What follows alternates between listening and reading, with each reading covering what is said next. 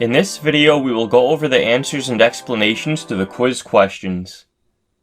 The first question gives us the code string name and asks us what this code is an example of. The answer is declaring a variable called name. Remember that declaring a variable is when we specify the type and name for it.